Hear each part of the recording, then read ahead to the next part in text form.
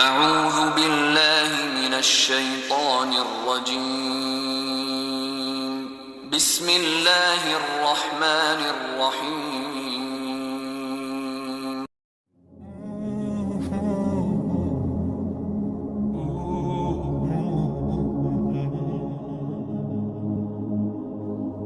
ہاشم بن قاسم ابو نضر نے کہا، ہمیں سلیمان بن مغیرہ نے ثابت کے حوالے سے یہ حدیث سنائی۔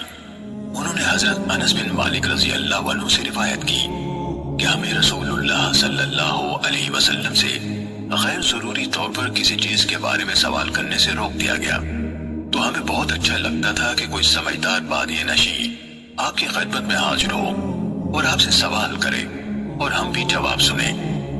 چنانچہ ایک بدوی آیا اور کہنے لگا، اے محمد صلی اللہ علیہ وسلم، آپ کا قاصد ہمارے پاس آیا تھا۔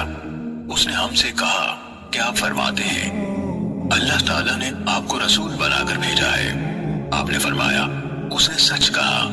اس نے پوچھا آسمان کس نے بنایا ہے؟ آپ نے جواب دیا اللہ نے۔ اس نے کہا زمین کس نے بنائی؟ آپ نے فرمایا اللہ نے۔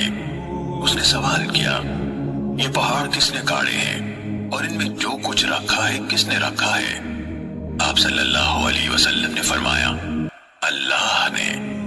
بدوی نے کہا اس ذات کی قسم ہے جس نے آسمان بنایا، زمین بنائی اور یہ پہاڑ نصب کیے، کیا اللہ ہی نے آپ کو رسول بنا کر بھیجا ہے؟ آپ صلی اللہ علیہ وسلم نے جواب دیا ہاں۔ اس نے کہا آپ کے قاصد نے بتایا ہے کہ ہمارے دن اور رات میں ہمارے ذمے 5 نمازیں ہیں۔ آپ نے فرمایا اس نے درست کہا۔ اس نے کہا اس ذات کی قسم جس نے آپ کو بھیجا ہے، کیا اللہ ہی نے آپ کو اس کا حکم دیا ہے؟ آپ نے جواب دیا ہاں۔ اس نے کہا آپ کے الچی کا خیال ہے کہ ہمارے ذمے ہمارے مالوں کی زکوٰۃ ہے؟ آپ نے فرمایا اس نے سچ کہا۔ بدوی نے کہا اس ذات کی قسم جس نے آپ کو رسول بنایا، کیا اللہ ہی نے آپ کو یہ حکم دیا ہے؟ آپ نے جواب دیا ہاں۔